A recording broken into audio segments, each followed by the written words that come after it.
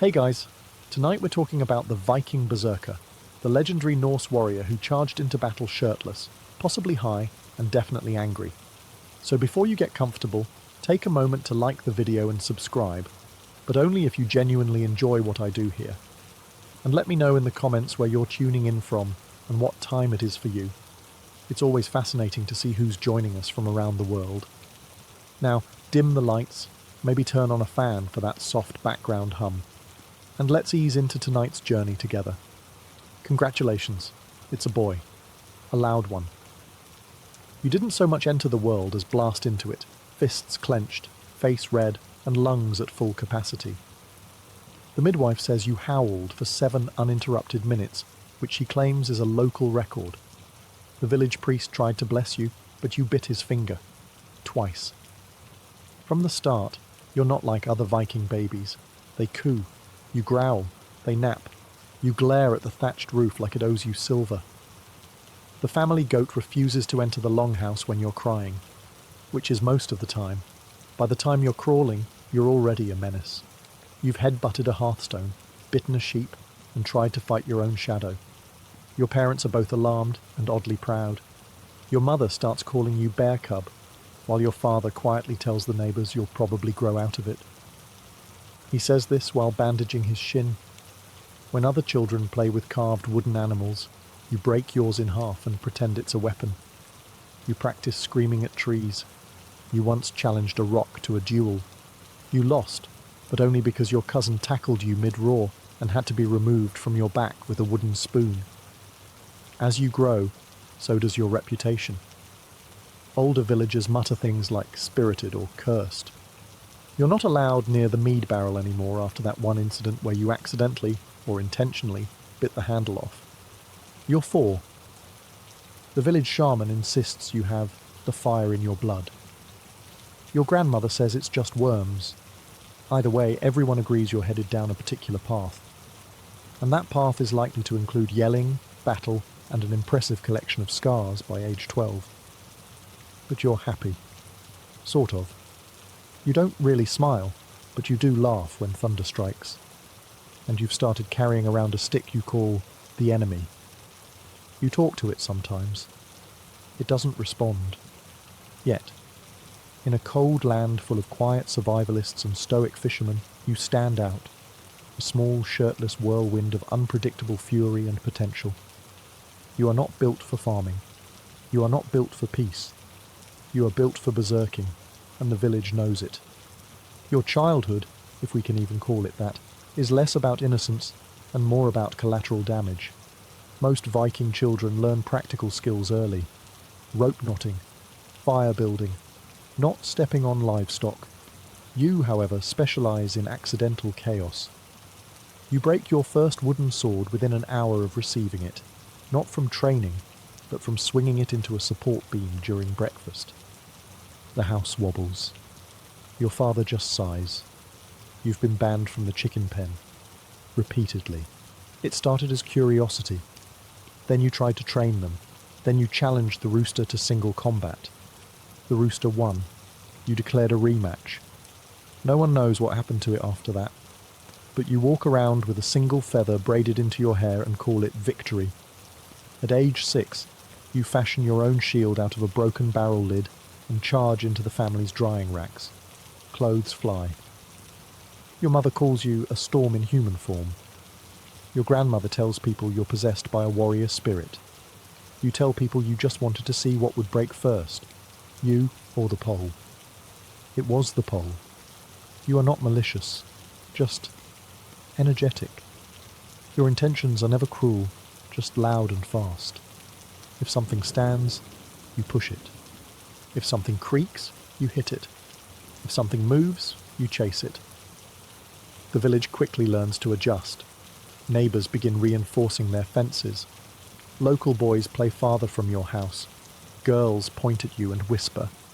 One brave child calls you goat-brained. You tackle him into a snowdrift and gain a nickname, Snowbreaker. You wear it proudly. Your only true friend is a sheepdog named Thoric, who follows you everywhere and occasionally saves you from your own decisions. Like the time you tried to scale the fish-drying scaffolds for training. You fell. The fish broke your fall. You still smell like haddock when it rains. Occasionally, an elder suggests you be sent to the temple for spiritual guidance. The temple politely declines. So you remain, a child of noise and splinters, always half covered in mud and stories. No one teaches you restraint. No one dares. Because even at age 7, it's clear you're not going to grow into a Viking farmer. You're going to grow into a Viking problem. By the time you turn 8, the village has stopped asking, "What's wrong with him?" and begun asking, "How do we point him at our enemies?" There's something in the way you glare at thunderstorms like you're trying to win a staring contest with the sky. Something in how you don't just run, you charge. Through puddles, through fences, through things that weren't built to be charged through.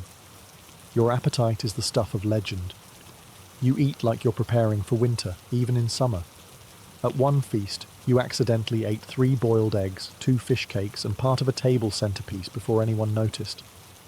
When they did, you were already gnawing on a ladle. Your body is a roadmap of bruises and splinters, and none of them seem to slow you down. The local healer gave up trying to keep up with your injuries, and now just gives you a reassuring pat on the back and says, "Try to aim for the soft parts next time." You've begun developing a laugh, not a joyful one, but a full-chested, "I just scared myself and liked it" kind of noise. You once laughed this way after falling off a roof. You broke a barrel, a crate of onions, and part of your arm. You insisted it was the best day of your life. You start carrying sticks the size of small oars and calling them battle staves. You give them names like Skull Tickler and Stick of Pain. You duel trees. Some trees lose. Your parents give up assigning chores. Every attempt at teaching you patience ends in something getting set on fire. Once it was a bench. Once it was your own tunic. You don't wear that style anymore. The village elders begin to talk, not in hushed tones, but in whispers thick with awe and concern. They say you might be Berserker born, touched by Odin, or possibly just cursed by too much goat milk. Either way, you are no longer just a rambunctious child. You are something more. Something untrainable. Something unshakable. Something that scares wolves and makes birds fly away when you walk past. You are becoming the very thing Norse mothers warn their children about, and your journey hasn't even properly started yet. At age 10, someone finally decides you should receive formal training. It's unclear who, since no one wants to actually be your trainer. Eventually, a one-eyed veteran named Gore the Limp volunteers, mostly out of boredom, or possibly revenge. Gore's idea of training is standing 20 feet away and shouting things like "swing harder" and "less teeth, more axe," while you flail wildly at straw dummies, tree trunks, and the occasional chicken that wanders too close. He doesn't correct your form, mostly because you don't have any. What you have is momentum, and the blind confidence of a boy who once tried to arm wrestle a weathered oak. Weapon options are limited. You are handed a practice axe so dull it could legally be called a spoon. You sharpen it against a rock. The rock loses. Next day, Gore gives you a heavier one. You say thank you by swinging it mid-conversation and knocking his drinking horn into a nearby fire. He nods. You'll go far. Other children train with discipline and precision. You train by charging at hay bales and screaming at birds. You aren't so much learning swordplay as developing a deeply personal relationship with chaos. You're also introduced to wrestling, a Norse staple. The first match ends with you suplexing a boy named Egil into a puddle so hard he develops a stutter. You help him up afterward and ask if he wants to be friends. He politely declines and moves to another village. There's no written curriculum, but it's clear you're being groomed for something special. People start referring to you not as a boy, but as a project. Gore says he hasn't seen such raw, unfocused rage since that time he headbutted a monk during a raid, and the monk won. The only structured lesson you enjoy is battle chants, not for the rhythm, just because shouting in unison with other boys gives you a socially acceptable way to yell without being told to go outside. Again, you don't master footwork, or timing, or balance. What you master is unpredictability, the kind of unpredictability that makes grown warriors instinctively step to the side when you come running, because your training, while unconventional, is working. And the next step is fur, frenzy, and full-on berserking. At age 12, your reputation has grown larger than your actual body. You're known across 3 villages as that loud boy who headbutts things, and one farmer insists you made his scarecrow retire. It's time for a rite of passage, the bearskin ceremony, where you're officially inducted into the Berserker fold. No one explains what the ceremony will involve. One morning, Gore the Limp simply grunts, hands you a bucket of goat blood and says, "You'll need this." This does not calm you, but you're excited. In a mildly unhinged, foaming at the mouth sort of way. You are brought deep into the forest, where 5 large men stand in a circle around a fire. All of them are either shirtless, scarred, or muttering to themselves. One is all 3. They nod at you in that very Viking way, emotionless but somehow threatening. The first part of the ceremony involves painting runes on your chest with the goat blood. The symbols likely mean courage, strength, or possibly, "Please don't bite me." You try not to ask questions. You also try not to sneeze. Then comes the bearskin.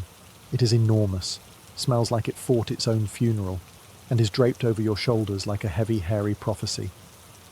It's unclear if the bear was killed in honourable combat, or just dropped dead from smelling you. Either way, it fits.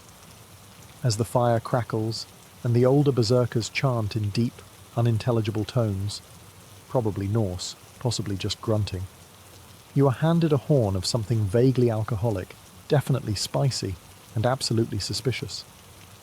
You drink it in one go. This is a mistake. Your eyebrows briefly try to exit your face. Now you dance, not gracefully, not well, just violently, like a thunderstorm having a tantrum. You stomp, howl, and wave your arms like someone being chased by bees. This is called becoming the bear. You are encouraged not to fall into the fire. You are also not forbidden from doing so. When the ceremony ends, you are given your new name. It might be Wolf Liver, or Ulfa's Scream, or That Kid. You're too dizzy to hear clearly, but it doesn't matter. You are now officially a berserker in training. Your enemies should start worrying, because you've been given the fur, and now you're learning to growl. Now that you're a junior berserker with a bearskin that smells like wet thunder, it's time to learn one of the oldest, most sacred parts of berserker culture. Pre-battle rituals, which mostly involve mushrooms. Not the kind you eat with stew. The kind you eat if you want to question reality and roar at clouds. No one explains exactly what these mushrooms do. They just hand you a fistful and say, "Chew fast." You chew fast. They taste like moss, goat sweat, and shame. Within minutes, your vision begins to vibrate, and the fire starts speaking in riddles. Someone burps near you and it sounds like a war horn. You are ready. You are now introduced to what the elders call berserker trance. The goal is to tap into your inner beast. Yours appears to be a confused elk with boundary issues. You don't care. You're grinning and growling, and your muscles feel like they're full of molten iron and reckless decisions. A training dummy is brought out. You don't wait for instructions. You charge, tackle it, and bite its neck. The elders are impressed. The dummy is less so. One of the older berserkers simply says, "Yup, he's got it." The mushrooms also come with drawbacks. Time starts to bend. You're not sure if you've been screaming for 10 seconds or 3 hours. You try to punch a shadow. It ducks. You accuse the ground of betrayal. Eventually, you tire yourself out mid-sprint and fall face first into a barrel of fish. The fish are fine. You smell like sadness and seawater for a week. Despite this, the ritual is considered a success. Not every berserker uses mushrooms. Some fast, some meditate, and others just rely on extreme amounts of rage and unresolved trauma. You, however, seem to thrive on the hallucinogenic option. You call it brain lightning. No one corrects you. The goal is simple, to become something more than human. Less man, more storm. The kind of force that terrifies enemies before your axe even lands. The kind of warrior that doesn't retreat. not because of courage, but because you forgot how directions work mid-frenzy. And that's what makes you special, dangerous, and honestly kind of hard to babysit. You're no longer just learning to fight, you're learning how to unleash the storm. It's finally time. No more practice, no more straw dummies, no more politely biting logs. You're about to enter your first real fight, and with it, your first full-blown berserk gang. That's the technical term for complete, glorious, screaming madness. You wake up on battle day with one clear thought.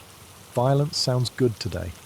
You don't eat breakfast, not because you're fasting, but because you accidentally crushed your meal with excitement. You do, however, accept the ritual mushroom snack. At this point, your stomach considers it a food group. Then comes the pre-battle dance, which is less dance and more collective shouting while hopping in place. You swing your axe around until someone reminds you that comrades are not the enemy. You grunt an apology and headbutt a helmet instead. This is considered progress. As the enemy approaches, the world begins to tunnel. You're vaguely aware of screaming. It might be yours. You grip your axe so tightly it creaks. Your eyes roll back just slightly, enough to worry everyone but impress Gore, who whispers, "He's ready." And then, frenzy. You charge, not walk, not jog, charge. Your legs forget coordination and switch to pure instinct. You leap, roar, flail, and swing with the grace of a walrus on fire, but the efficiency of a tornado with a grudge. Pain means nothing. You're grazed by an arrow and respond by biting a tree. The spear nearly gets you, and you high-kick its owner in the knee and keep moving. You tackle 2 men and don't stop until you forget who they were. You are every Viking's nightmare come true. This is Berserk Gang, a state where the body operates on rage, adrenaline, and very poor impulse control. Some call it divine possession, others call it psychological dissociation. You call it Tuesday. You scream until your throat is raw. You fight until your arms go numb. You are unreachable. Not even your comrades try talking to you. One gently pats you on the back with his shield to signal we're done now. You throw a log at him. He takes it as a compliment. When the dust settles, the battle is over. You're standing, barely, covered in blood, bruises, and bits of someone's helmet. No one says anything. They just stare. You blink twice and mutter, "Good warm-up." You are now, officially, a berserker. You may have noticed something during your first few battles, namely the distinct lack of anything remotely resembling armor.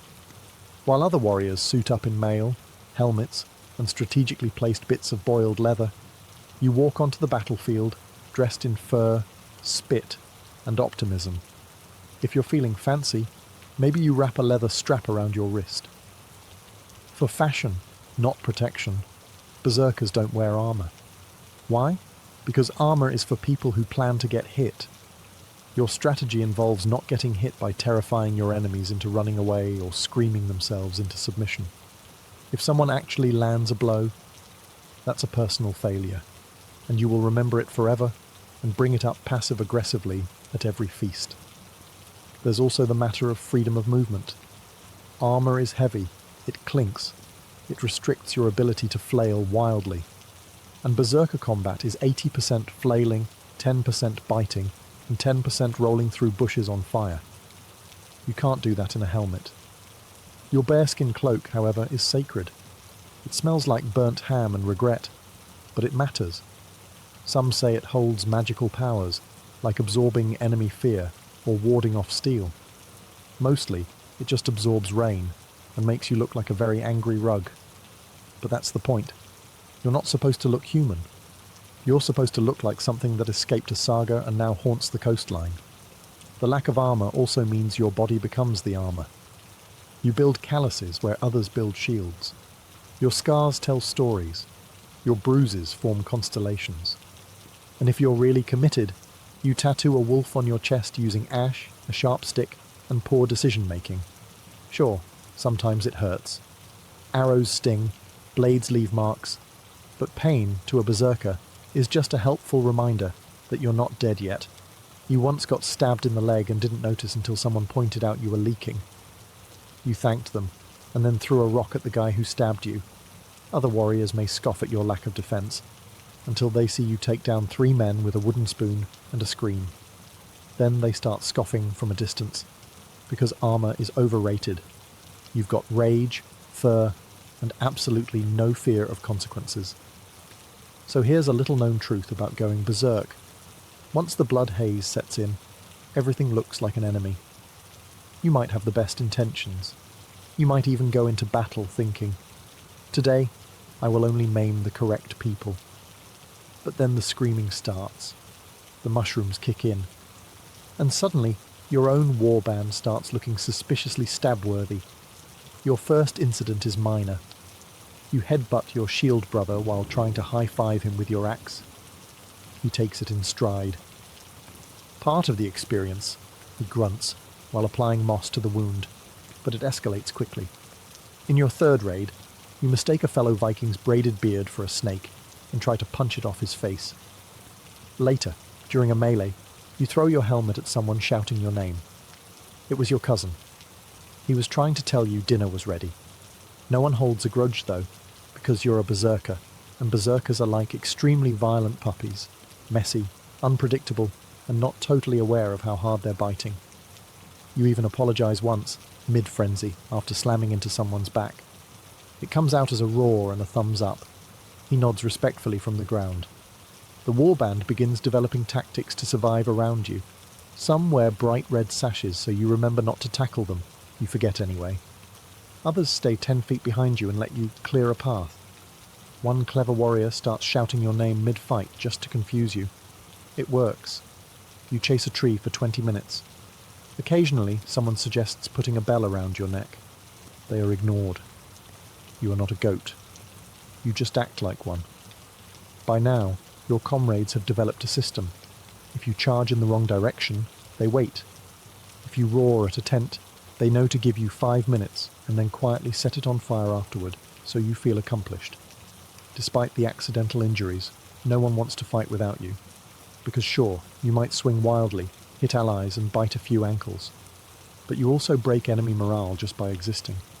You are a storm. And sometimes storms hit friendly boats. But they're still storms. By now, your name carries weight. Not respect exactly. More like a vague sense of unease. In neighbouring villages, you're known as that one with the twitch, or the boy who ate a shield. No one's quite sure if that last story is true, but you don't correct them. Because in the berserker business, myth is more useful than memory. Word spreads faster than you do. Before you even arrive, people hide their goats and reinforce their fences. Children whisper your name during storms. Some adults do too. Especially the ones who still remember that time you mistook a feast for a fight and flipped 3 tables before someone handed you a leg of lamb and gently redirected you toward the food. In battle, enemies hesitate when they see you. Not because you're tall or fancy, you're not. You're usually barefoot, shirtless, and bleeding from somewhere. But your eyes say, "I don't know who you are, and I don't care. I just need something to scream at." This psychological warfare is your greatest weapon. You don't have polished armour or fancy technique. You have reputation, and that's far scarier. But reputation comes with a price. Damage control. After every battle, the cleanup begins. You usually wake up with a headache, covered in someone else's blood, clutching a tree branch you've named Victory. A priest offers a prayer. You grunt. He backs away. You've accidentally broken 3 longships, twice by stepping on them, scared off a diplomat by growling during a council meeting, and once tried to wrestle a statue. You lost, but only technically. Your warband learns to assign a handler, someone to calm you post-battle, guide you away from anything flammable, and remind you that tents are not enemies. You nod, then punch the ground. Old habits. Despite this, your legend grows. Skalds sing songs about you, mostly in minor keys. One refers to you as the howling hammer of Nordfjord. You like it. You don't remember Nordfjord, but assume it's something you broke. You're not just a warrior anymore. You're a walking rumour, a moving cautionary tale with strong shoulders and no impulse control. And in this brutal world of axes and honour, that makes you valuable, or at least entertaining. You never planned on falling in love. Most berserkers don't. Feelings are tricky, hard to swing an axe at, and generally uncooperative. But one day, in between raids and headbutts, it happens. She's a blacksmith's daughter, strong forearms, suspicious eyes, and a tendency to hit things with tongs when annoyed. You find this attractive. She finds you interesting, which is a generous term for dangerous but occasionally funny. Your courtship begins the traditional Viking way, by accidentally breaking her father's anvil. You tried to test its strength by hitting it with a log. She storms out, furious, only to stop when you, with absolute sincerity, offer to fight the anvil's ghost. She laughs, a little, then throws a horseshoe at you. Love. You try to impress her with your skills. You flex. You throw a rock very far. You lift a goat. She watches politely and continues hammering. Eventually she agrees to go for a walk, mostly because it's safer to supervise you than to leave you unattended. Conversation is awkward. You don't know how to flirt, but you're really good at screaming and carrying things, so you carry a log the entire time. She doesn't comment on it. That's how you know she might be the one. Your fellow berserkers are confused. Isn't love a distraction? One asks. You explain that she gives you a reason not to destroy every tent you see.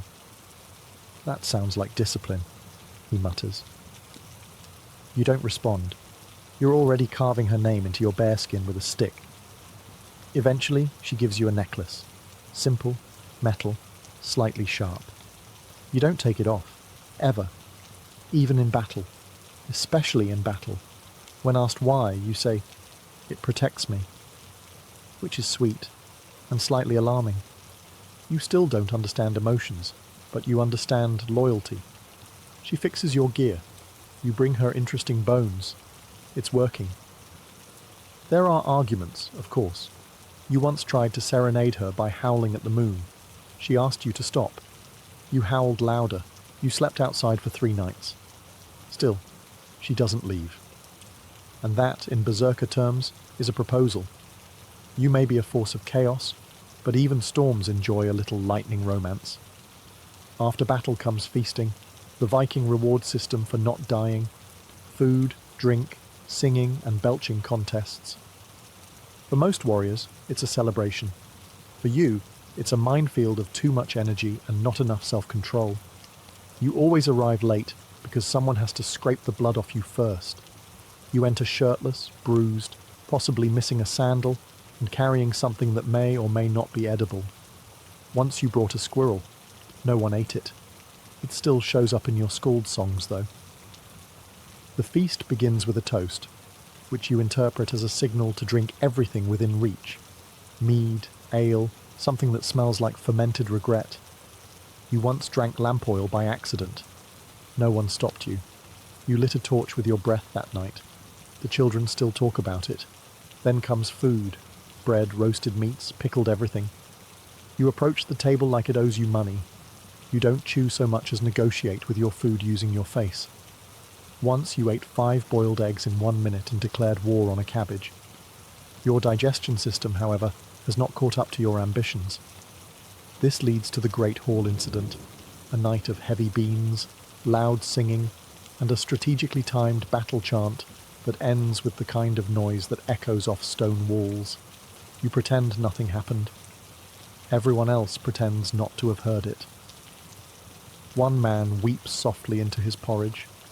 Then there's the fighting.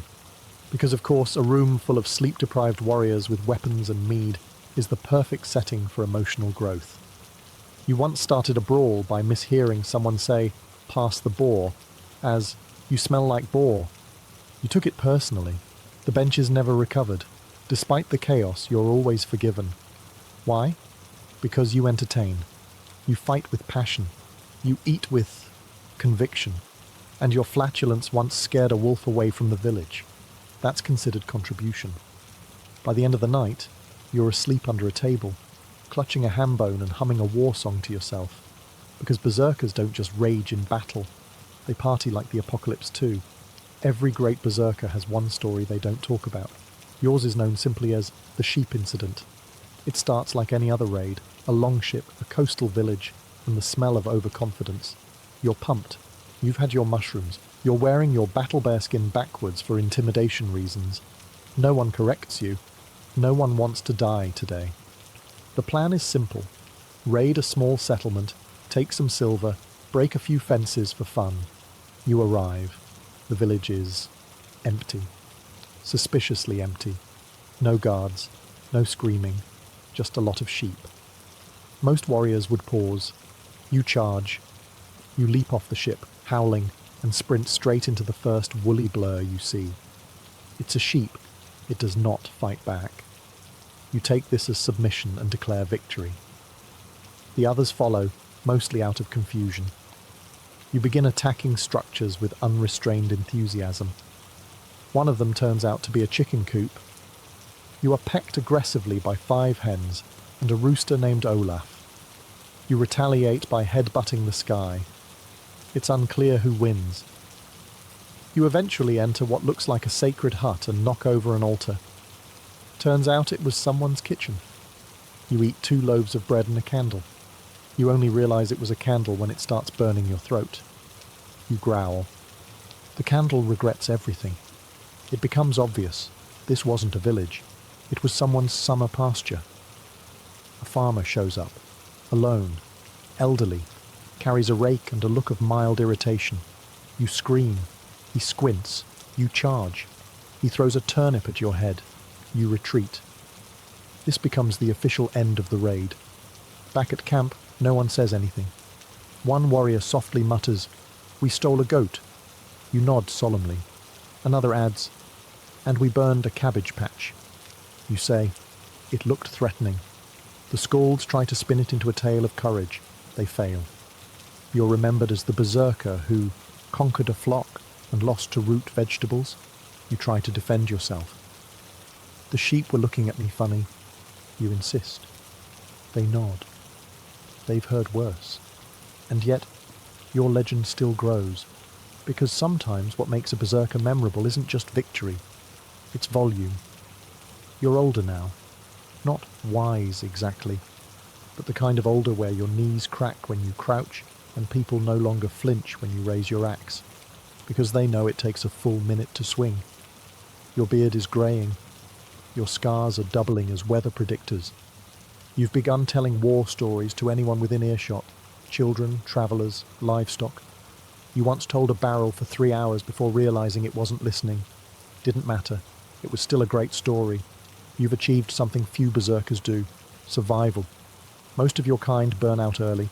Too much rage, too many mushrooms, not enough ducking. But you? You've dodged death by sheer unpredictability. Even the gods don't know what you'll do next. Your name is spoken with respect, or at least volume. Some say you're half bear, half wolf, half madman. No one does the math. They just nod. You've trained a few young warriors, tried to pass on the berserker craft. You taught one to roar from his stomach. You taught another how to tackle a tree without apology. You even taught a third how to scream, "I am the wind," mid-fight. He now runs a bakery, but still screams it during dough kneading. You don't raid as much anymore. Your last attempt ended in you getting stuck in a doorway and blaming the architecture. Instead, you guard the village, stand by fires, and grumble like a particularly irritable mountain. Occasionally someone brings you a mushroom. You sniff it and mutter, "Not today, hallucinations." Your companion, the blacksmith's daughter, still puts up with you. She rolls her eyes when you growl at thunder. You roll yours when she tells you to wash your cloak. Neither of you listens. That's love. And so your legacy becomes not just war, but presence. Children play berserker by throwing sticks and yelling. Elders mutter, "You remind me of him," whenever someone kicks over a bench. Your legend is no longer just about chaos. It's about survival, laughter, and very poor table manners. You may not live forever, but your stories will, loudly, inaccurately, and probably involving sheep. No one lives forever, not even you, the roaring, flailing, mushroom-fueled nightmare of the north. One winter, your bones start arguing with the cold. You grunt more than you speak. The fire becomes your favourite weapon. You sit beside it, muttering to yourself and polishing your axe with a bit of beard you accidentally tore out sneezing. You don't fear death. You've shouted at it too many times. You once tried to wrestle a thunderstorm just to make the afterlife jealous. If anything, you're annoyed it's taking so long. You keep saying things like, "any day now," followed by dramatic coughing and chewing rocks for effect. Eventually it comes, not in battle, not during a raid, but peacefully, under the stars, wrapped in your old bearskin, which still smells like regret and goat. You simply sit back, sigh, and mutter, "Tell Valhalla to reinforce the chairs." They say the skies thundered that night. They say a wolf howled without reason. They say someone found your final words carved into a shield. I regret nothing, except that turnip. Your funeral is, predictably, a mess.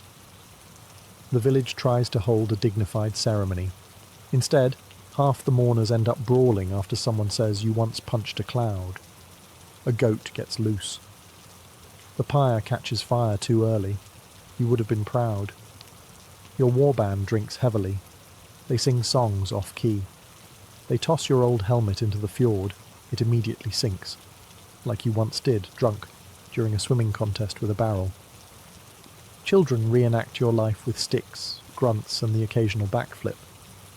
One of them bites a log. Everyone agrees. Your spirit lives on. The skalds write ballads. None of the details are accurate. You're credited with slaying 20 men in one swing and seducing a forest spirit. No one corrects them. History prefers entertainment over truth anyway. You're gone? Yes, but never forgotten, because you weren't just a warrior. You were a walking storm in human form, equal parts chaos and comedy. And long after the fire dies, your roar still echoes, through tales, scars, and poorly reinforced tavern walls.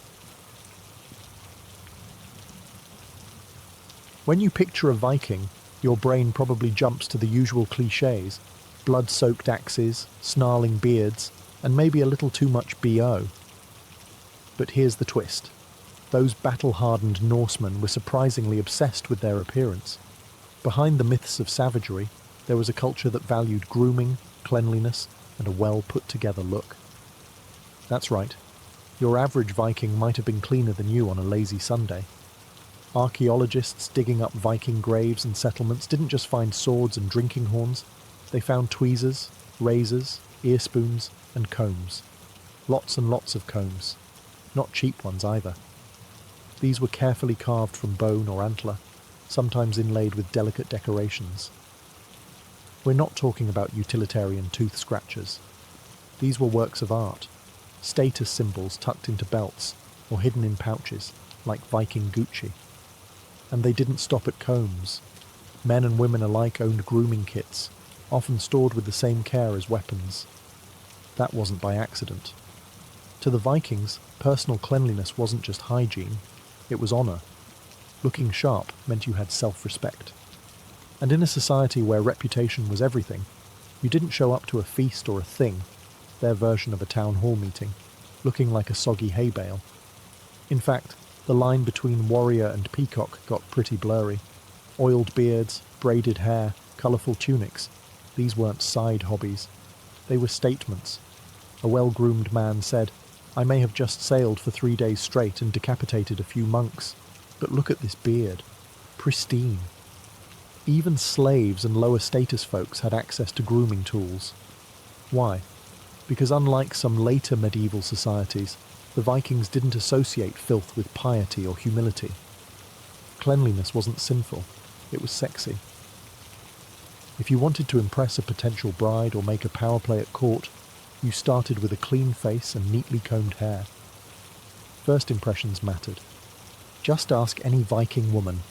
Most sagas describe beauty in terms of bright eyes, shining hair, and spotless skin, not battle scars. So no, the Vikings weren't dirty brutes.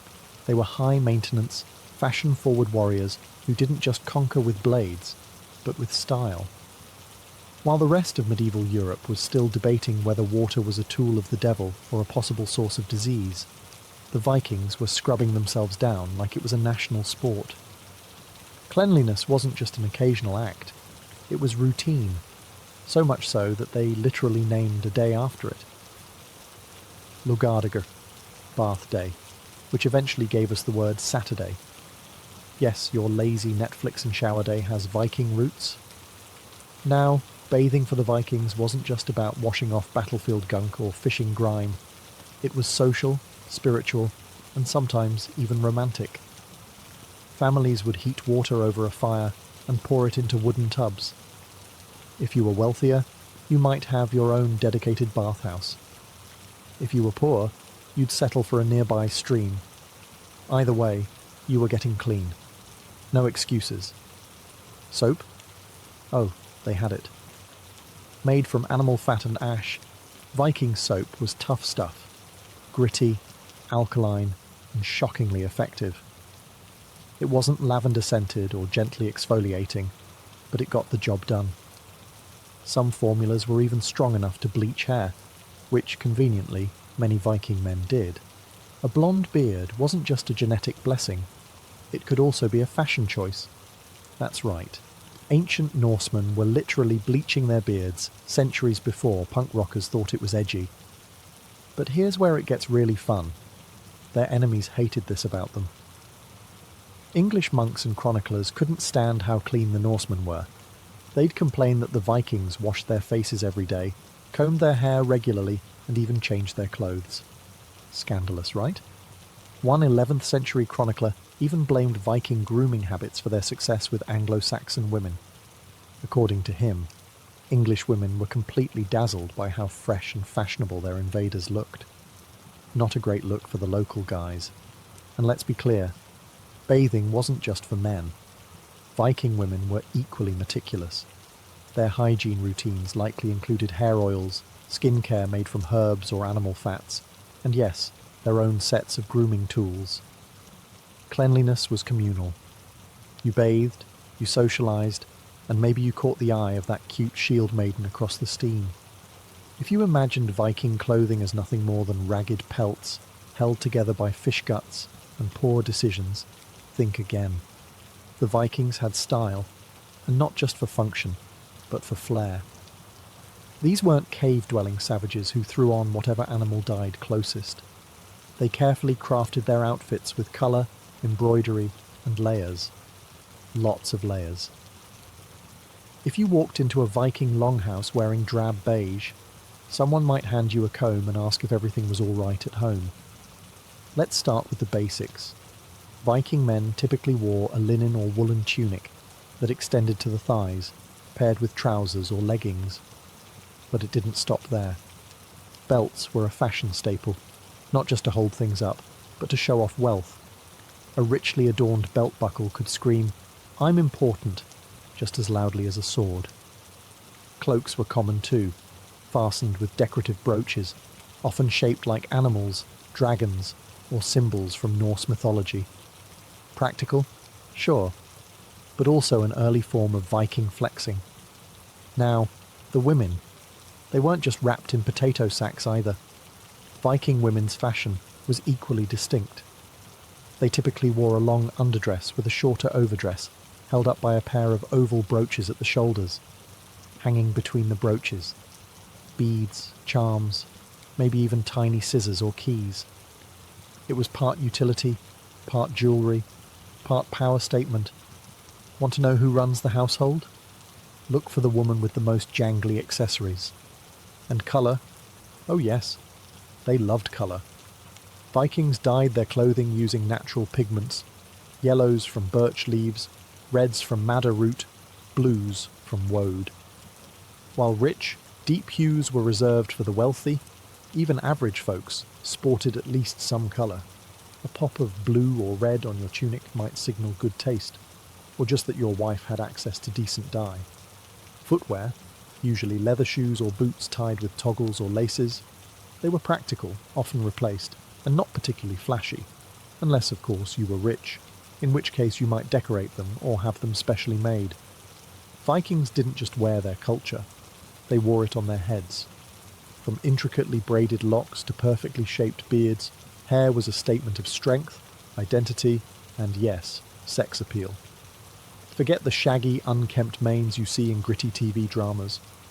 Real Vikings treated their hair like armour for the face, carefully crafted and worn with pride.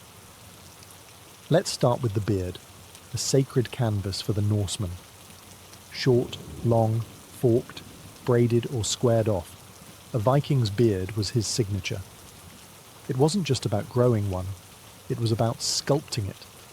Beard oil, likely made from rendered animal fat mixed with herbs, kept things soft and shiny. And if your beard looked like a goat chewed on it, well, don't expect many feasting invites.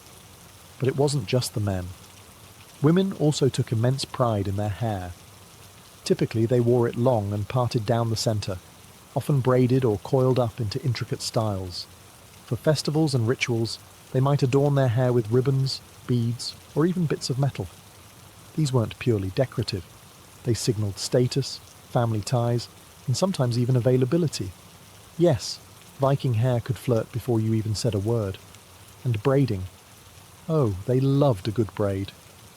For both genders, braids served practical and aesthetic purposes. They kept hair tidy during farming, sailing, or raiding.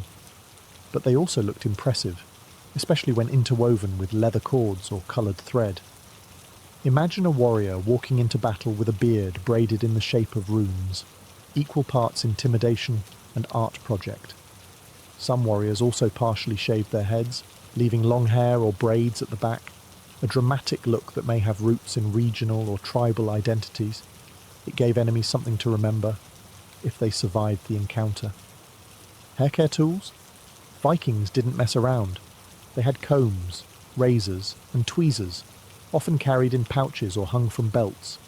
Some even had small mirrors made from polished metal, because how else would you check if your braid game was still on point after sailing across the North Sea? Hair wasn't just style.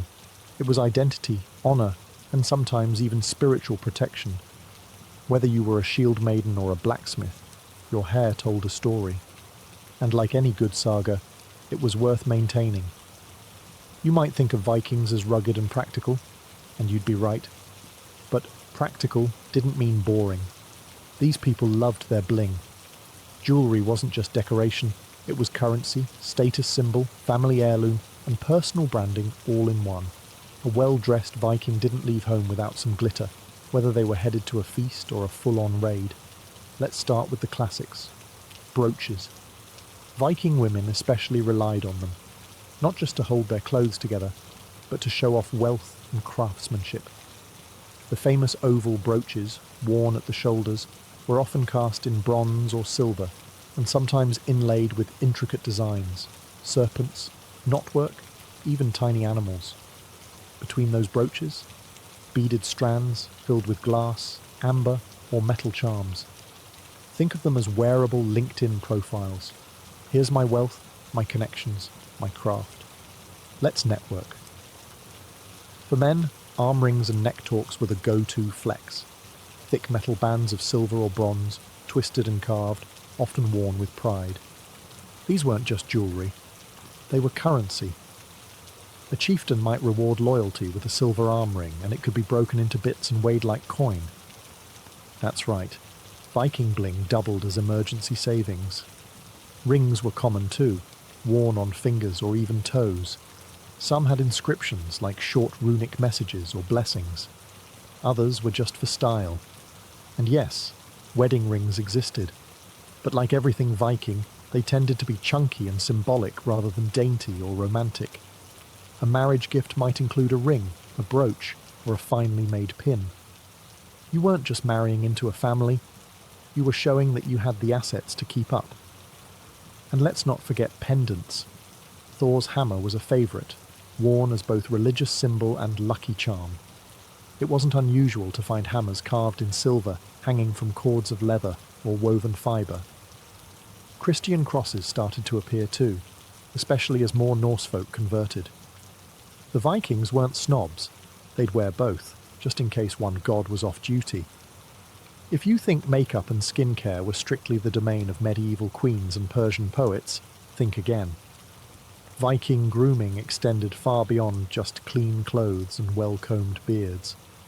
These warriors, both men and women, dabbled in what we'd now call personal care, fragrance, and yes, even a bit of makeup.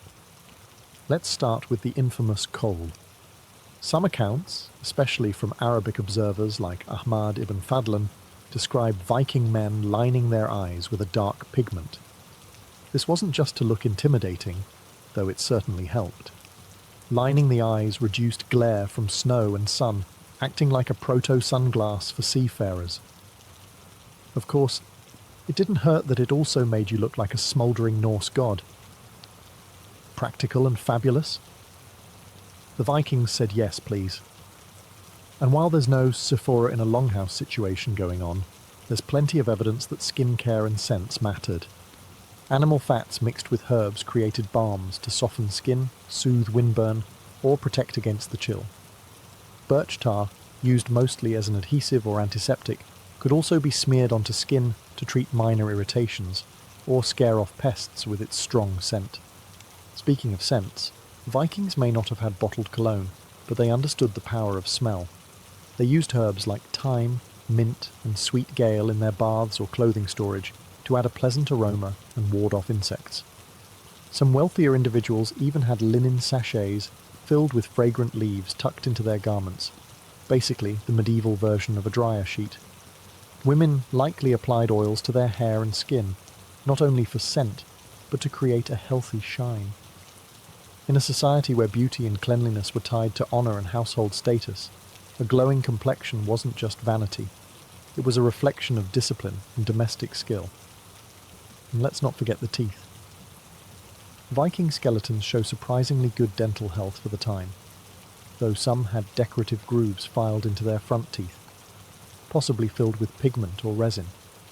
Whether this was fashion, tribal ID, or just early tattooing for your mouth, no one's quite sure. But it proves one thing. The Vikings were more than axe-swinging brutes. They were stylish. They were scented. And they absolutely had a skincare routine. Little Vikings didn't run around barefoot in sackcloth with tangled hay nests for hair, not unless they wanted a stern look from mum and possibly a splash of icy fjord water to the face. Children in Viking society were expected to be clean, presentable, and dressed according to both their family's means and the cultural standards of the time. In other words, even the toddlers had style rules. Viking children typically wore miniature versions of adult clothing, tunics for boys, long dresses for girls, often layered with cloaks or aprons depending on the weather. Wool and linen were the go-to materials, with soft leathers sometimes used for shoes or colder climates. And yes, those shoes were real footwear, not just scraps wrapped around feet. Even the youngest members of the household needed to be mobile. After all, you never knew when a goat would need chasing, or a raid would roll through your village. Colours weren't limited to drab or neutral tones either. Viking children, like adults, wore dyed fabrics, bright reds, earthy yellows, and deep blues, if the family could afford them. Embroidery was common too, especially on festive or ceremonial garments.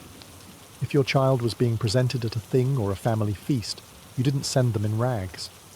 You braided their hair, straightened their tunic, and hoped they wouldn't immediately fall in a puddle. Hair was neatly managed. Little girls often wore braids, sometimes adorned with small beads, while boys might sport short cuts or the early beginnings of the hairstyles their fathers wore. And hygiene? Taken seriously. Just like adults, children were expected to wash regularly, especially before meals or important events. Bath day was a family affair, and skipping it wasn't an option, unless you wanted to be the stinky kid at the feast.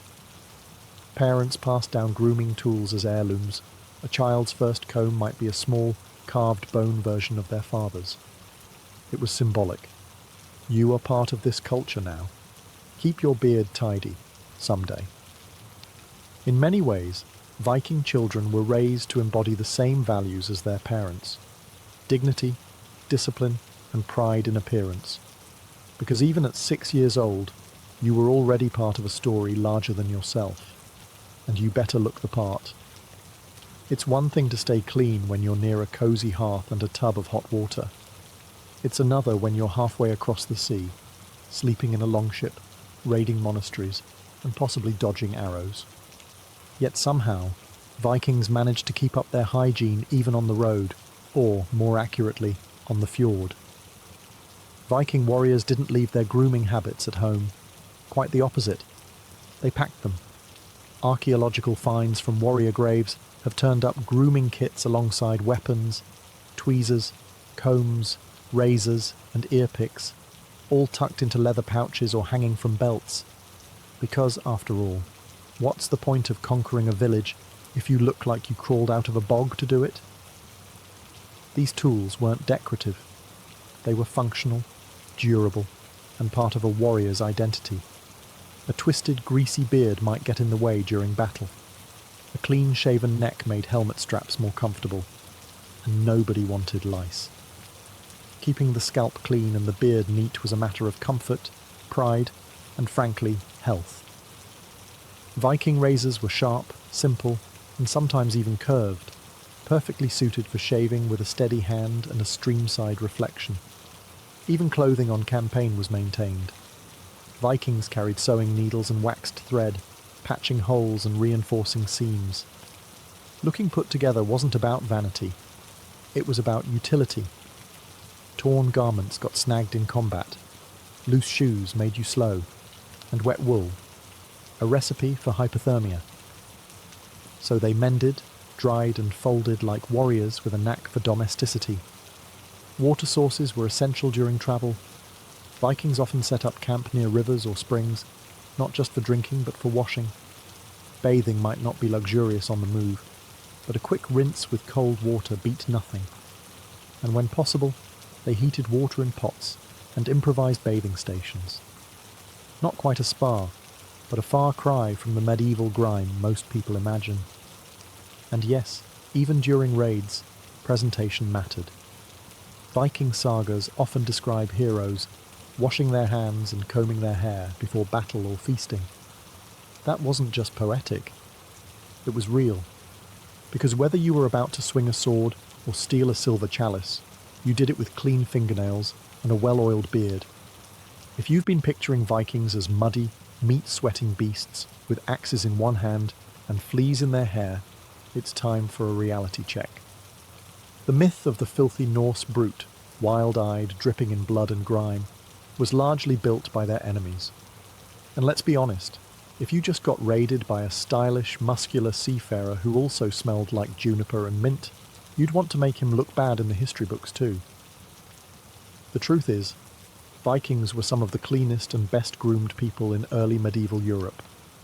Compared to many Anglo-Saxons or Franks, who viewed bathing as suspicious at best and sinful at worst, the Norse obsession with hygiene made them look like walking contradictions. How could someone be both barbaric and better at skincare? Monks from Christian territories wrote about Norse hygiene with an odd mix of admiration and revulsion. They hated the fact that Viking men combed their hair, changed their shirts regularly, and took weekly baths. One monk even whined that Norse invaders were too successful with local women because they were always combing their hair, bathing every Saturday, and changing clothes often. Translation: they're hot and we hate it. Even today, popular media gets it wrong. Shows like Vikings or the Northmen do better than older portrayals, but still tend to overplay the grit. In reality, a Viking showing up to a feast in torn clothes and matted hair would be more likely to get side-eyed than celebrated. Status, honour, and reputation were everything, and that included how you looked and smelled. Did every Viking walk around looking like a runway model? No. Life was still rough, and survival came first. But the idea of cleanliness, order, and personal pride ran deep in their culture. A warrior's appearance was part of his strength, A woman's hair and dress reflected the honor of her household. Even in death, Vikings were buried with combs, razors, and grooming kits, because the afterlife deserved a polished version of you too. In most of ancient Greece, a respectable woman was quiet, hidden, and obedient, basically invisible in public life. But walk into Sparta, and you'd find something radically different. Spartan women didn't just exist, they owned land, opinions, muscles, and, quite frankly, a lot of power. While Athenian women were locked away in domestic quarters, Spartan women were walking confidently through the agora, managing estates, and verbally sparring with men in public. No one told a Spartan woman to know her place. She already knew it, right next to power. From the moment a Spartan girl was born, she was raised to be strong, outspoken, and independent.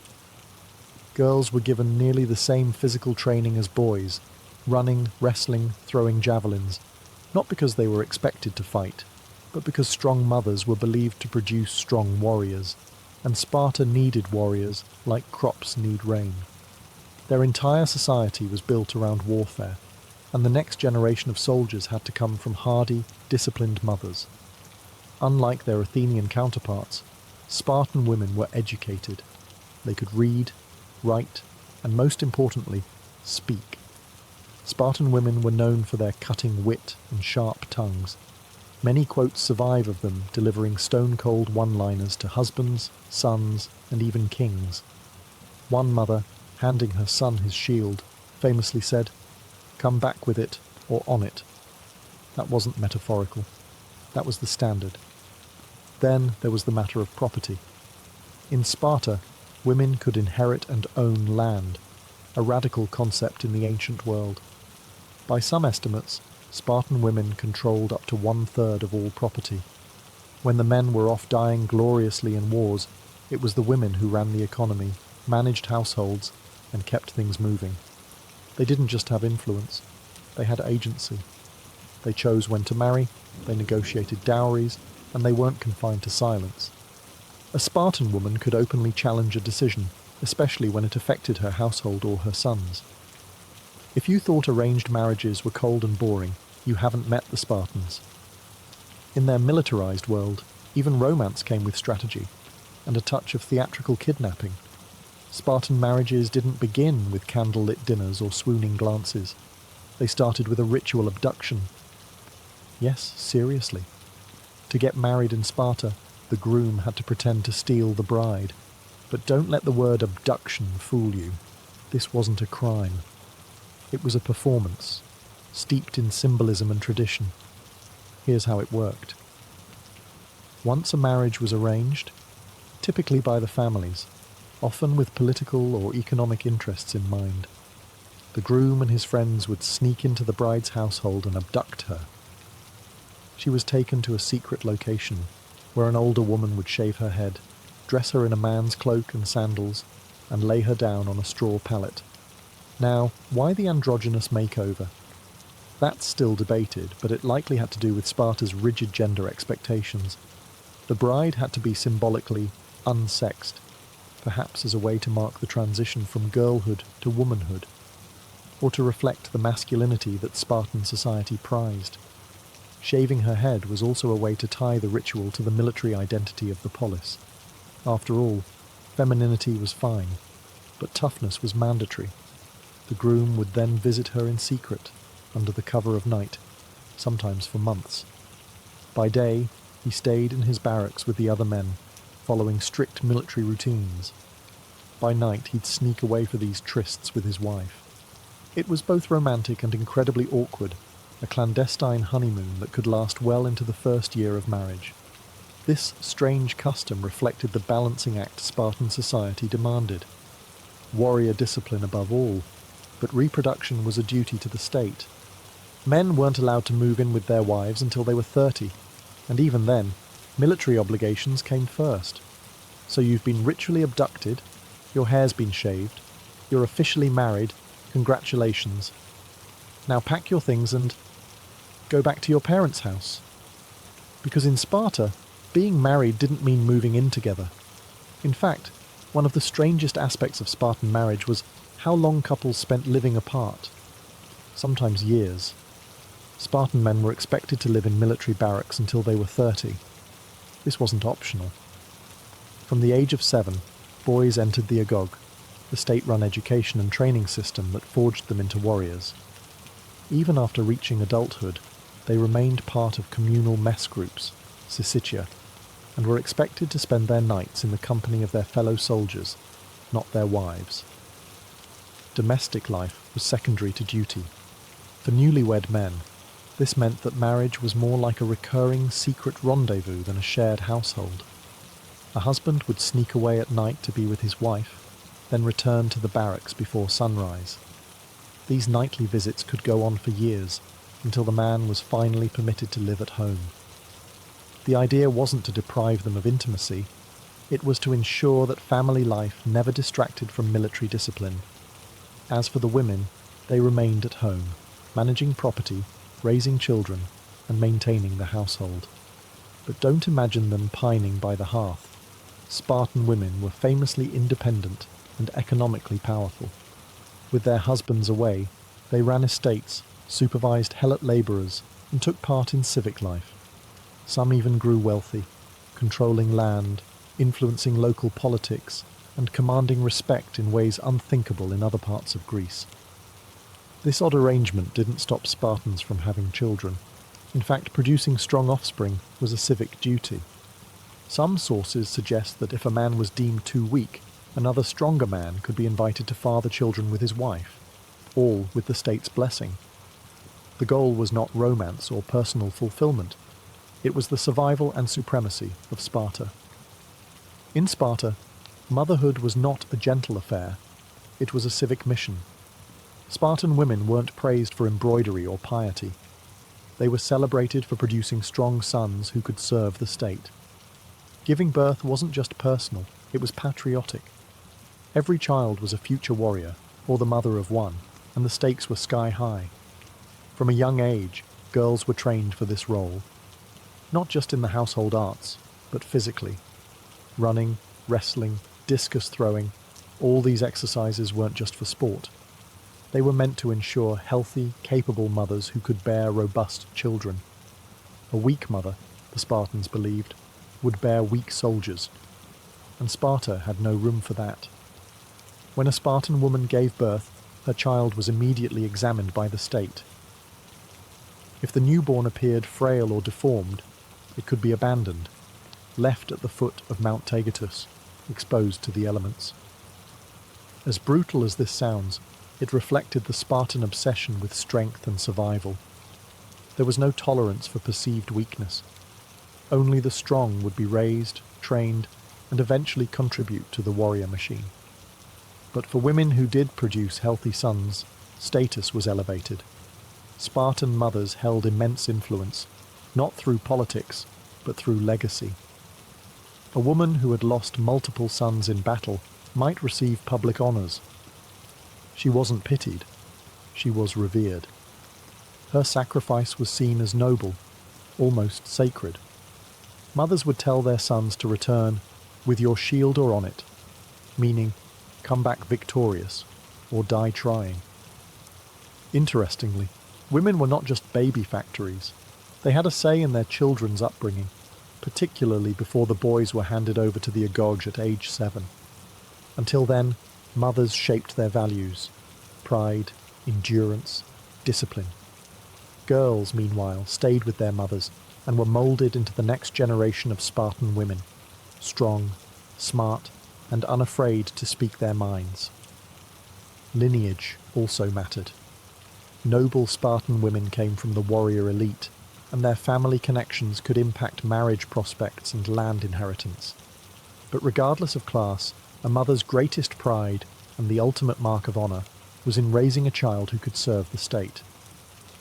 While women across much of the ancient world were treated like property, Spartan women owned property, and lots of it. In fact, by some estimates, they controlled nearly a third of all land in Sparta. That wasn't just a historical footnote.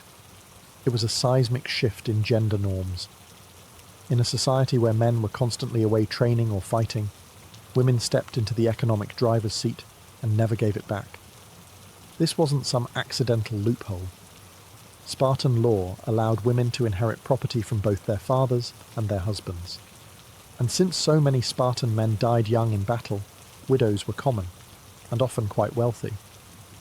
But these women weren't just passive landholders. They actively managed estates, directed labourers, mainly helots, and negotiated business dealings. They were landowners, estate managers, and economic power brokers, all rolled into one.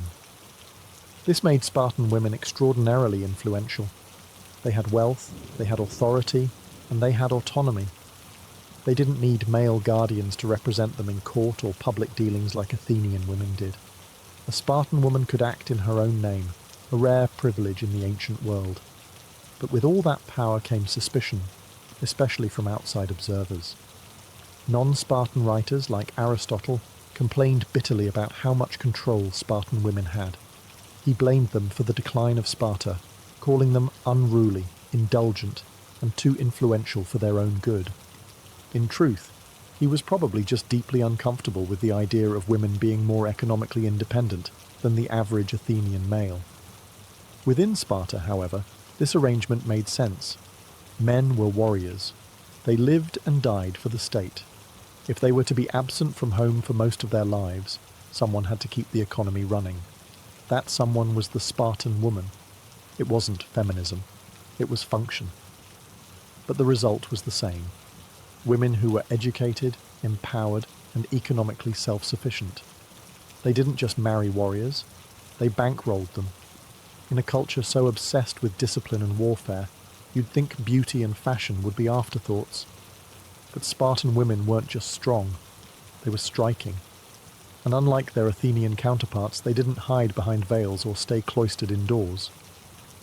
Spartan women walked boldly in public, unashamed of their bodies, their opinions, or their presence. In Sparta, beauty wasn't about softness. It was about strength, health, and pride. Spartan standards of beauty were unique.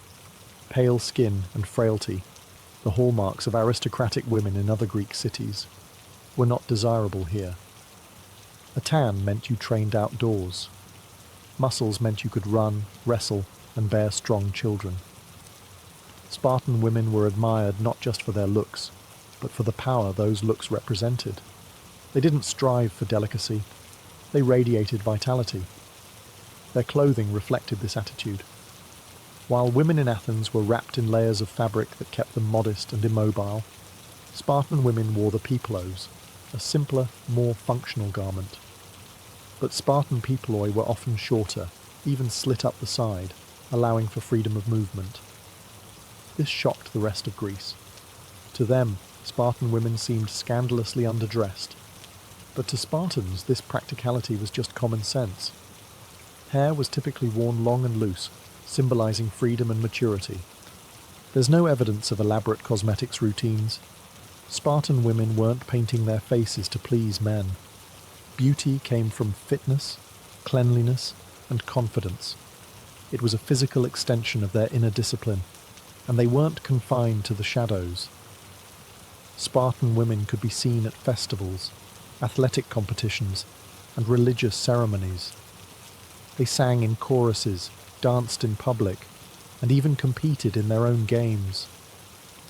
This visibility was unheard of elsewhere in Greece. In Athens, a woman's honour was tied to how rarely she was seen or heard. In Sparta, a woman's reputation began with her public voice. This open presence unnerved many Greek observers. They saw boldness where Sparta saw virtue. They saw shamelessness where Sparta saw pride. But the truth was simple. Spartan women weren't ornamental.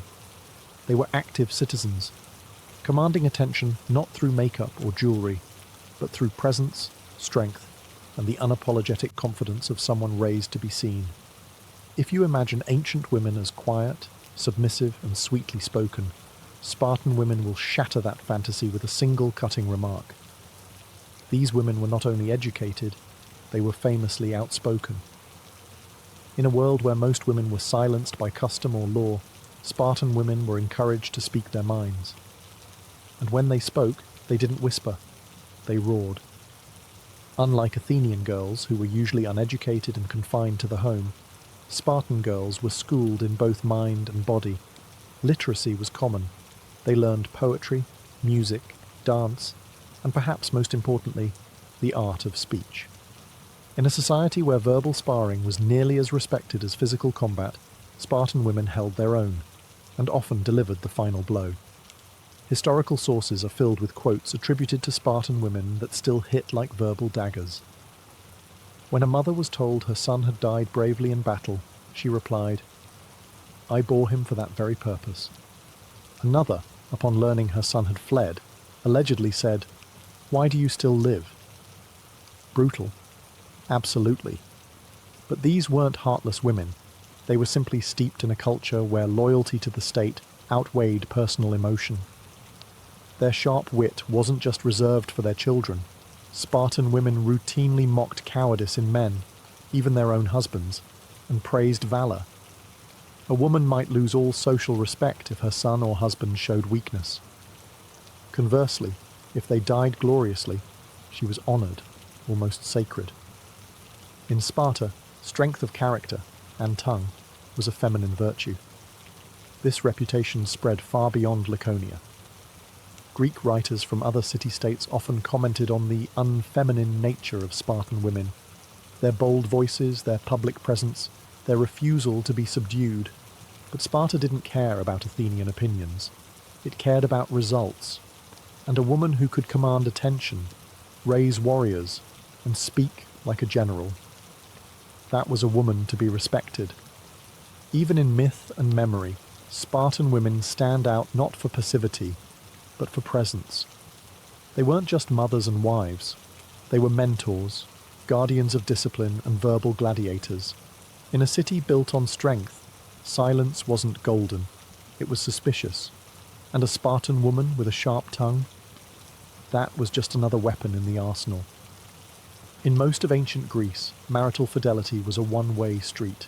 Men could stray, women could not. But in Sparta, even sexual politics were unconventional. Spartan marriage didn't revolve around romantic love or monogamy. It was about biology, duty, and ensuring a steady stream of future warriors. And sometimes that meant bending, or outright breaking, the typical rules of fidelity. Spartan society was deeply pragmatic. The state's survival depended on a strong army, and a strong army required strong children. So if a husband was too old, too weak, or too frequently away on campaign, it wasn't unthinkable for a Spartan wife to be paired, temporarily or semi-officially, with another man, purely for reproductive purposes. This wasn't scandalous. It was statecraft. There are accounts of older men lending their wives to younger, fitter men to produce healthy offspring. Sometimes permission was given, sometimes it was arranged quietly. And if a woman herself identified a strong, reputable Spartan and wanted to bear his children, she could, with her husband's blessing. The key factor wasn't jealousy or morality. It was strength, lineage, and civic benefit. This has led to debates about whether Sparta practiced polyandry, one woman having multiple husbands, especially since male citizens were often away for years. While it wasn't official policy, practical arrangements like shared wives or fathering agreements did exist. But it's important to note, this wasn't about love triangles or free love. It was about breeding the best soldiers possible. And children born of these unions were fully legitimate, provided both parties were citizens. The state wasn't concerned with whose name went on a birth record. It cared about the quality of the next hoplite. Of course, this reproductive flexibility wasn't available to everyone. It was limited to full Spartan citizens, the elite Spartiates, whose declining numbers made each birth a matter of national interest. The helots and lower classes weren't afforded the same agency or choices.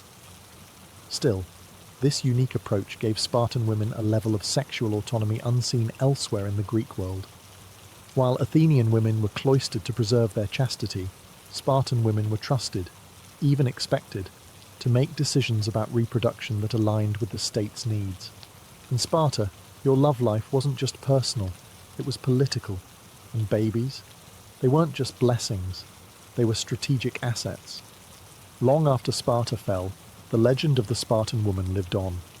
Fierce, independent, and unlike any other woman in the ancient world. While Athenian playwrights and Roman historians often reduced her to a curiosity or a warning, her legacy was much bigger than scandal or stereotype. She embodied a rare combination of discipline, authority, and respect. And for that, she has echoed through time like a spear striking bronze. In her own era, the Spartan woman was a walking contradiction. She was a landowner in a patriarchal world, a public speaker in a society that silenced women, a figure of beauty whose body was admired for strength rather than softness. She didn't hide behind a veil or await instruction. She instructed.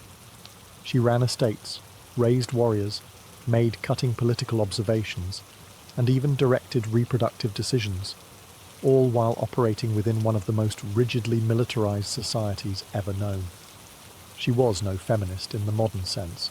Her freedoms were granted by a brutal system built around male warfare. But within those constraints, she achieved a level of autonomy that other Greek women could only dream of. And she did it without apology. Her influence wasn't confined to her lifetime. Philosophers like Aristotle criticized her.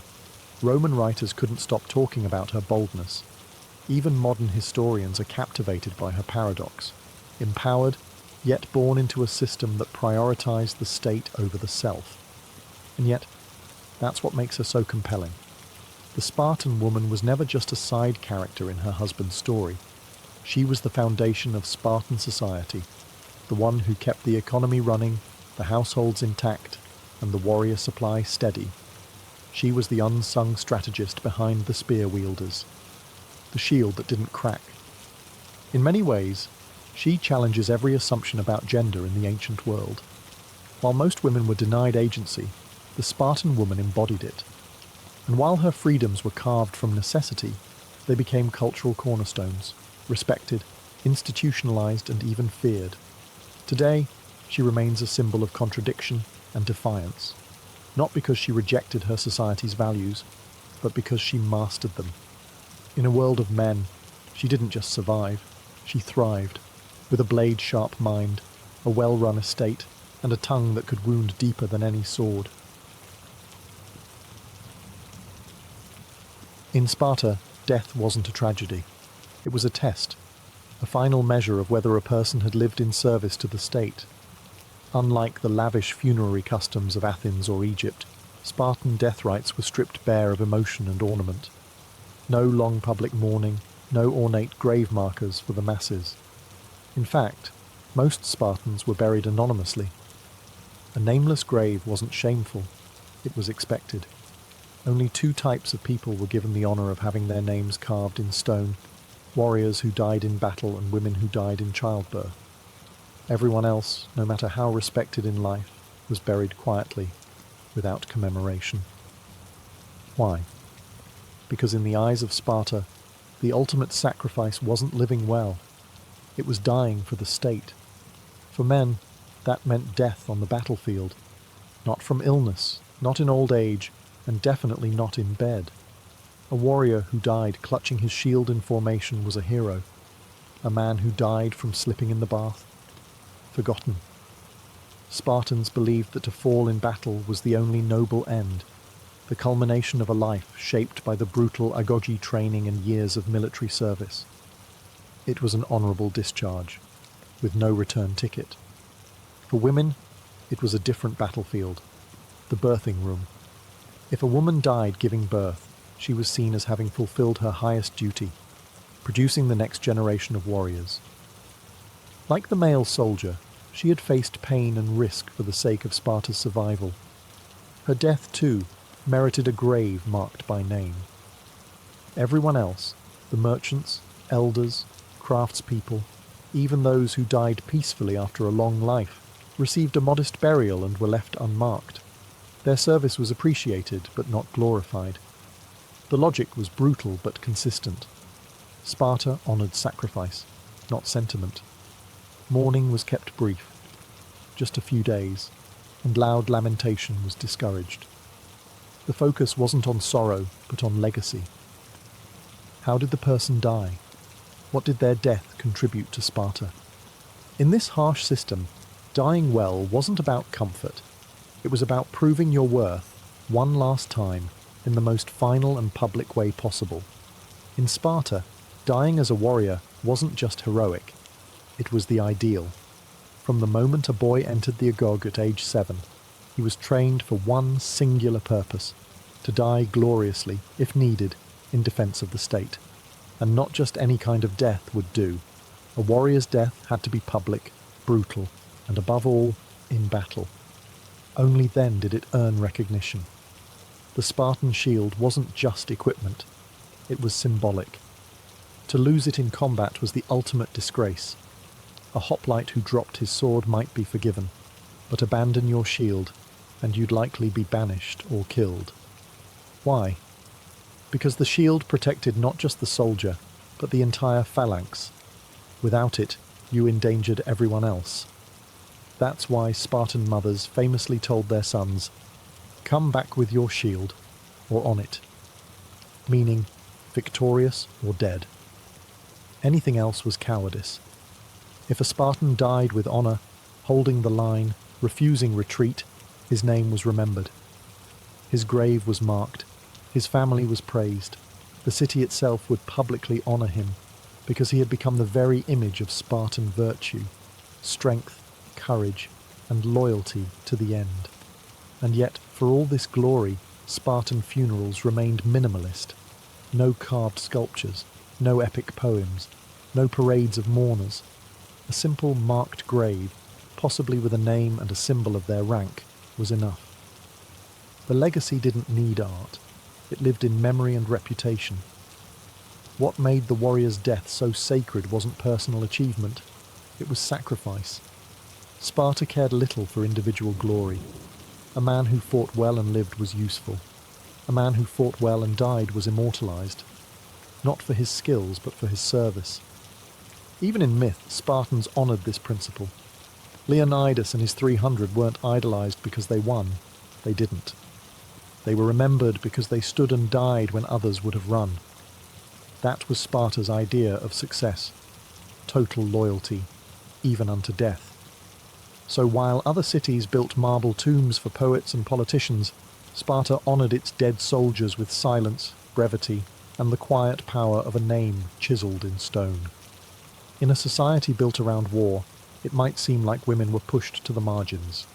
But Spartan women played a vital, if often understated, role. Their duty wasn't to fight on the battlefield, but to give birth to those who would. And in Sparta, this responsibility was taken so seriously that a woman who died in childbirth earned the same honor as a warrior who died in combat, a marked grave. This was no small gesture. Most Spartan citizens, regardless of status, were buried anonymously.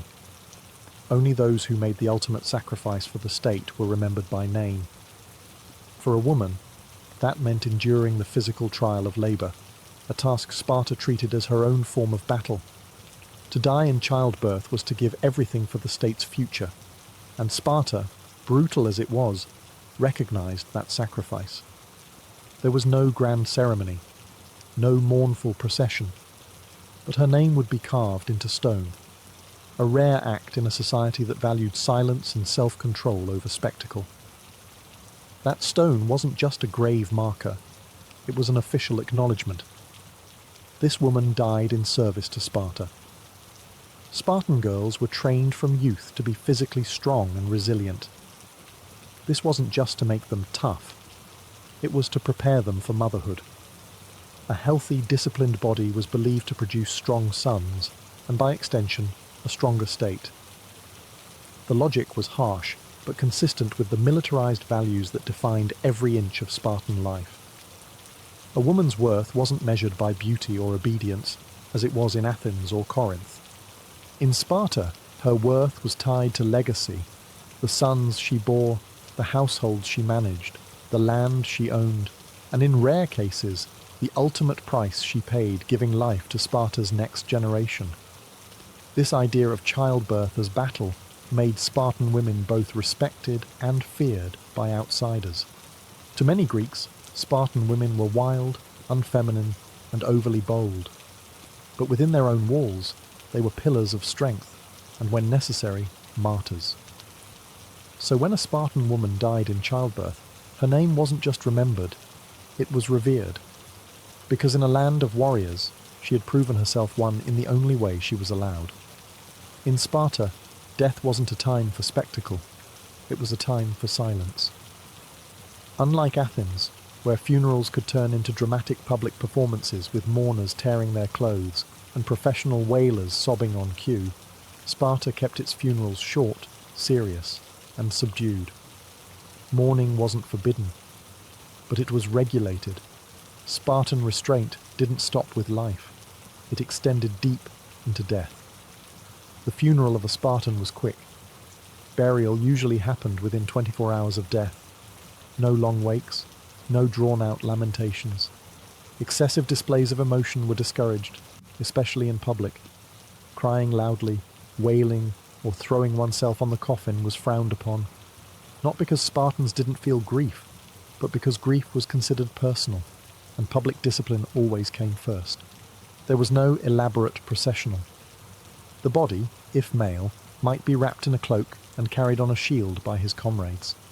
If female, she may have been wrapped simply, laid to rest without jewellery or finery.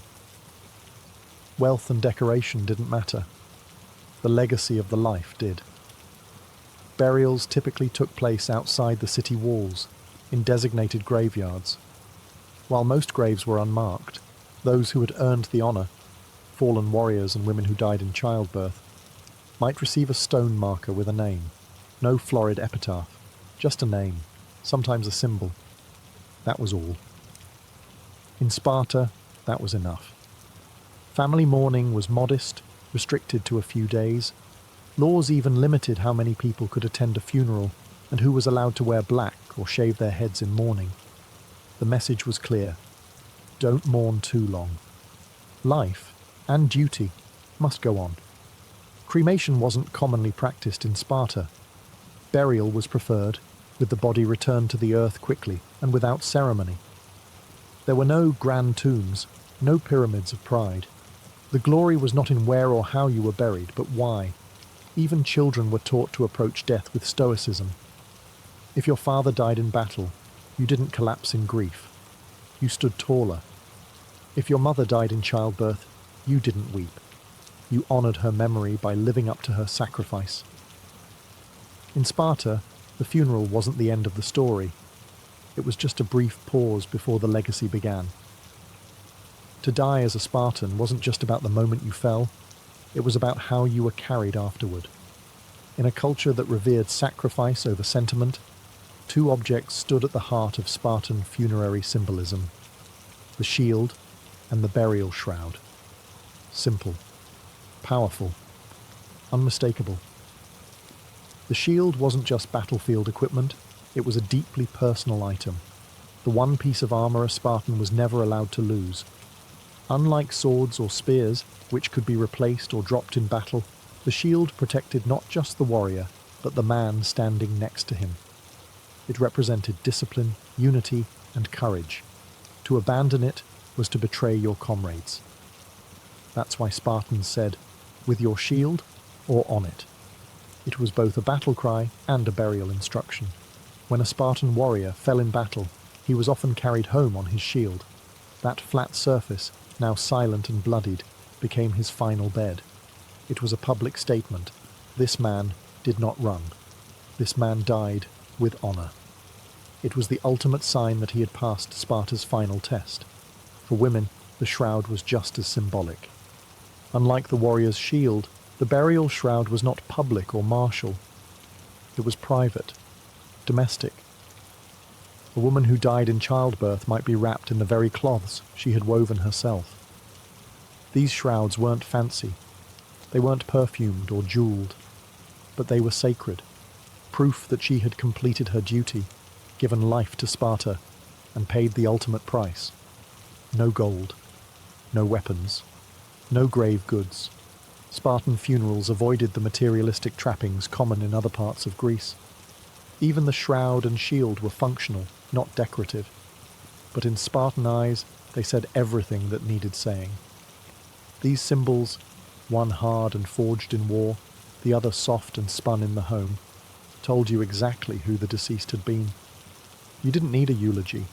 You didn't need a statue, a man carried on his shield or a woman wrapped in her woven cloth. These were Sparta's true memorials. In most cultures, mourning is loud, emotional, and drawn out, a release of sorrow for the living and a tribute to the dead. But Sparta wasn't most cultures.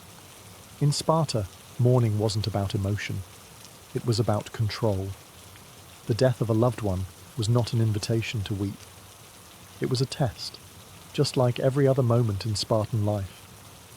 Grief in Sparta was a private affair, strictly regulated by law and custom. Loud wailing, forbidden. Tearing your clothes, excessive. Falling to your knees in public despair, absolutely not. Spartans believed that public grief weakened morale and disrupted the collective focus on duty. And so, even in death, personal feelings bowed to the state.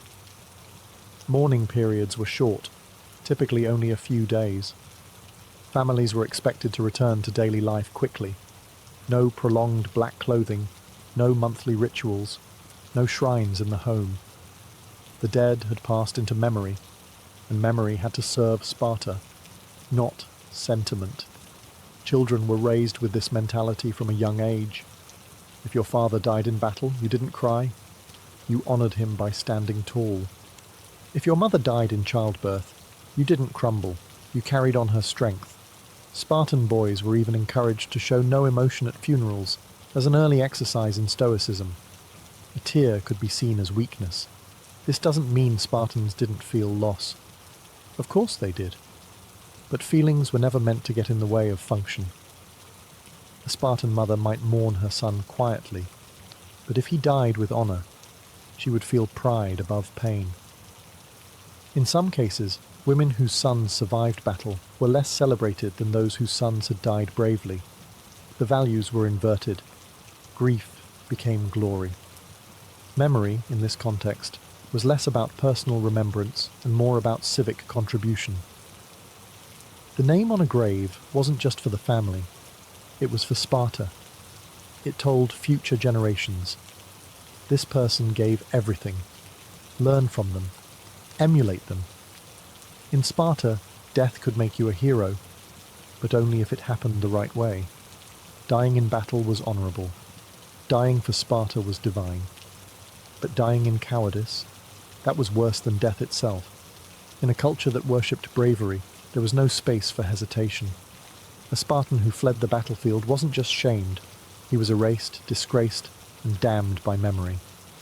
The word for this kind of man was trembler, someone who shook with fear instead of standing firm in combat.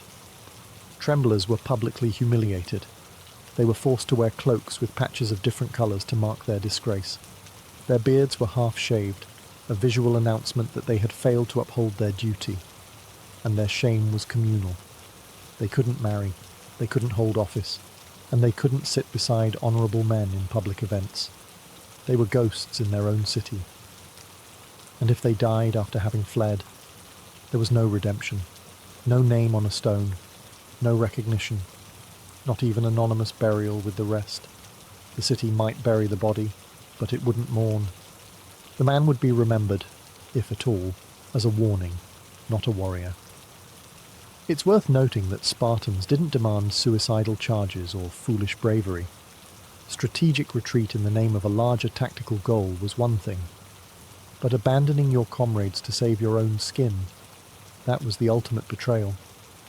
This same strict moral code applied even within the family. A mother might disown a son who came back alive but dishonoured. Some mothers are even recorded as having opened their doors only to slam them shut in the face of a living but cowardly child. A brutal gesture, yes, but in Sparta, honour was not negotiable. Cowardice didn't just stain the individual, it stained the bloodline. A cowardly death meant your family name was associated with weakness, the death sentence for reputation in a society where legacy was everything. In Sparta, where the individual often took a back seat to the collective, burial sites reflected the city's austere and disciplined values.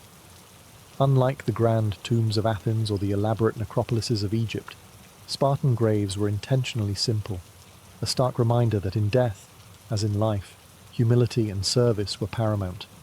Most Spartans were buried outside the city walls in communal graveyards. These sites were functional, not decorative. Graves were unmarked pits or shallow earth mounds, often without any lasting memorial. The lack of personal monuments underscored a cultural emphasis on the collective over the individual. The city remembered its heroes, but it did so without fanfare. Only those who died in battle or women who died in childbirth received marked graves. These exceptions were rare and significant. Their graves might have simple stone markers inscribed with names or symbols, serving as public recognition of sacrifice. These markers weren't ostentatious, no statues or elaborate carvings, just a name to remind future generations of the individual's contribution to the polis. Some historians suggest that Spartan burial practices were designed to avoid glorifying death itself. Unlike other cultures that celebrated the afterlife with lavish tombs, Sparta saw death as a transition. The real honor was in the life led, not the monument left behind. The Spartan dead were not worshipped, but remembered through actions and stories passed down by the living. These burial sites also served a social function. They reminded Spartans daily of the cost of their militarized society. Every grave was a silent testament to the sacrifices made for the city's survival and supremacy. Visiting these sites wasn't a moment for grief, but for reflection on duty and legacy. Moreover, the communal nature of Spartan graves reinforced the city's ideology. In life, Spartans fought as a unified phalanx. In death, they rested together in shared earth, equal before the state. No single Spartan was greater than the whole, and burial customs reflected that profound humility. The Spartan approach to burial, though stark, spoke volumes. It was a final lesson. Glory is fleeting, but service is eternal. In Sparta, the way you were remembered mattered far more than how long or loudly you were mourned. Unlike many ancient cultures that celebrated elaborate funerals and erected grand monuments, Spartan society focused on legacy, the lasting impact of a person's life and death, not the ceremony surrounding it. Spartans believed that excessive mourning was a sign of weakness, both personal and collective. Their society thrived on discipline and endurance, so lingering grief was discouraged. Instead, the community honored the dead through memory, stories, and actions that reflected the values of courage and sacrifice. For fallen warriors, remembrance was tied closely to their deeds on the battlefield. Songs, poems, and oral histories celebrated those who died bravely defending Sparta. Their names were spoken with pride, not just by their families, but by the entire city. Even without elaborate tombs, their legacies were immortalized in Spartan culture, a living tribute to their sacrifice. Women who died in childbirth also received lasting recognition. Their deaths were seen as equally vital to Sparta's future, and their names were remembered as symbols of strength and duty. In this way, Spartan women were honored as integral to the city's survival, not merely as passive figures. The Spartan ethos extended beyond individual families. Memorials and public commemorations were less about personal loss and more about reinforcing collective identity. Annual festivals and rituals often included honoring the dead as exemplars of Spartan virtue, inspiring the living to embody the same courage and discipline. This focus on legacy also shaped Spartan education. Boys were taught to see death not as an end, but as a passage into immortal honor. They learned that dying well secured their place in the community's memory, a powerful motivator that tied personal conduct to public duty. The Spartan approach may seem harsh by modern standards, but it forged a resilient society where death was neither feared nor excessively lamented. Mourning was brief, but remembrance was enduring.